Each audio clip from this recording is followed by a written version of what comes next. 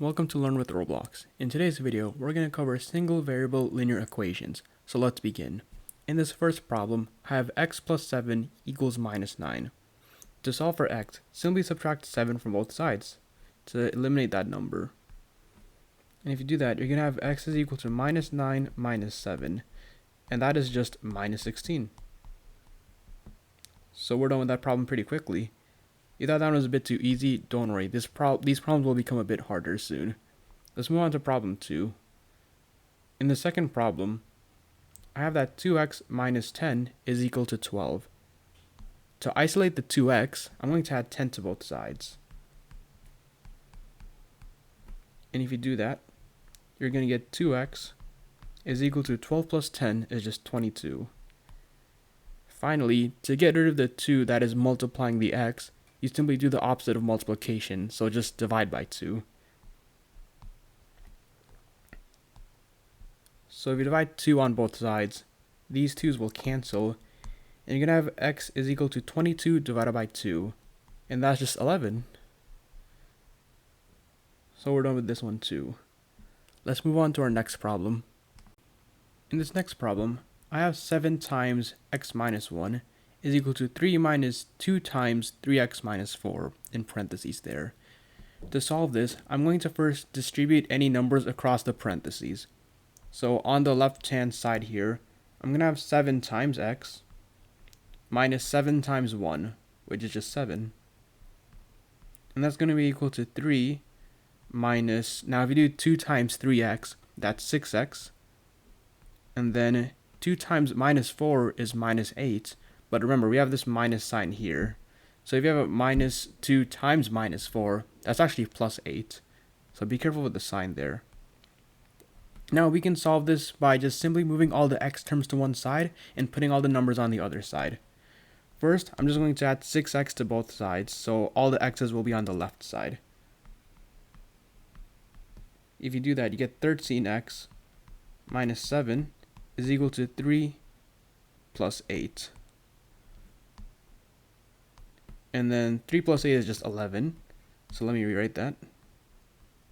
And then just add 7 to both sides to put all the numbers on the other side. If you do that, you'll get 13x is equal to 11 plus 7 is 18. Finally, all you need to do is just divide both sides by 13. So x is just going to be equal to 18 over 13. And if you want to know what that is on a calculator, that's about 1.38. Let's move on to the next problem. In this problem, we have 3/5 a plus 4 is equal to 6. The first step is to subtract 4 from both sides. And if you do that, you're going to get that 3/5 a is equal to 6 minus 4, which is just 2. What can we do from both sides? Well, what we can do now is first, I'm going to multiply both sides by 5 because there's a 5 in the denominator in that 3/5 fraction. Well, these 5's will cancel out, and you're going to be left with 3a is equal to 2 times 5, which is just 10. And then from there, all you need to do is just divide by 3.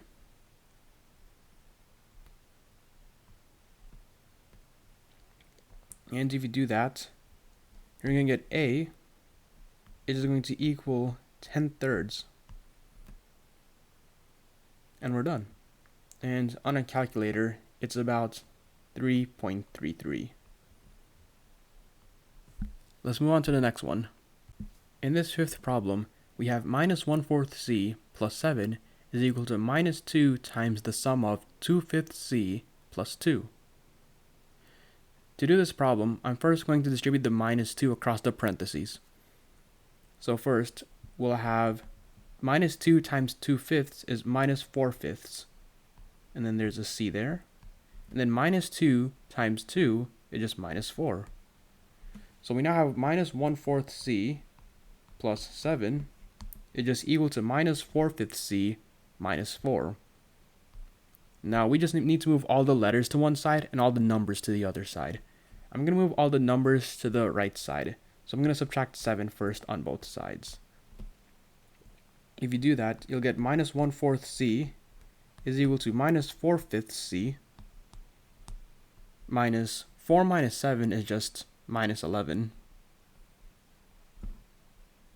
And then now I just need to move the c's to the left side. So I'm going to do plus 4/5 c on both sides.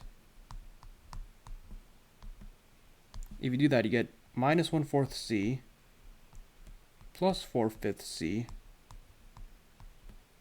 is equal to negative 11. Now, we need to combine these fractions. We need to add minus 1/4 and 4/5 to find how many total c there is. To do that, I'm just going to write those fractions over here. And we need to give these a common denominator. To find a common denominator with 4 and 5 of the denominators, just notice that if you multiply this fraction by 5 on the numerator and the denominator, and this fraction by 4 on the numerator and the denominator, you're going to get a common denominator of 20. So if you do minus 1/4 times 5 over 5, that is going to be minus 5 over 20. And if you do 4/5 times 4 over 4, that'll be 16 over 20. And to simply add these up, just add the numerators. So minus 5 20s plus 16 20s is just equal to minus 5 plus 16 over 20. And minus 5 plus 16 is just 11. So we have 11 over 20 c. Let me just rewrite that now.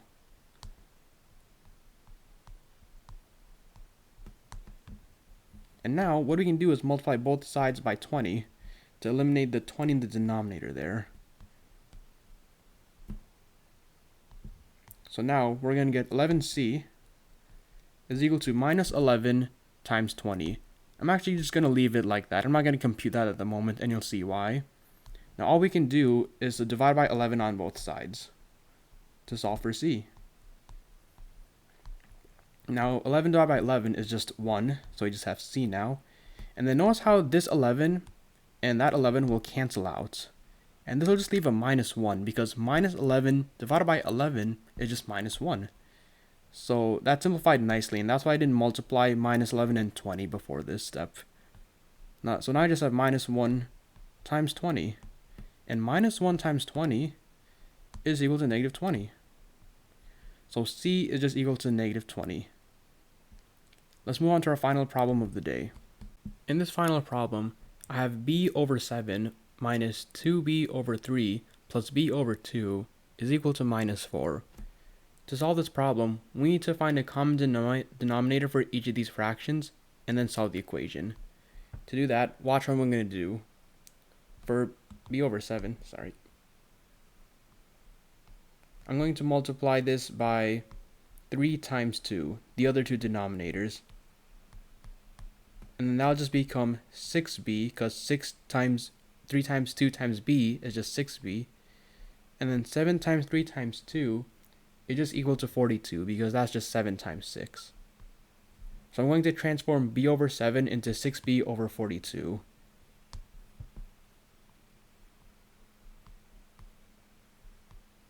And let's do that for minus 2b over 3. I'm going to multiply this by 7 times 2 on the numerator and the denominator. If you do that, minus 2b times 7 times 2, that's just minus 2b times 14, or just minus 28b.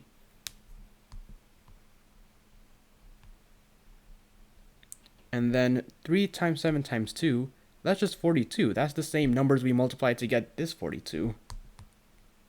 So let me just write that. And then for b over 2,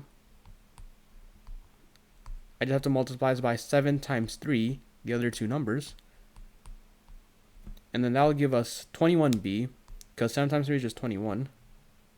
And then 2 times 7 times 3 is just 42 once again.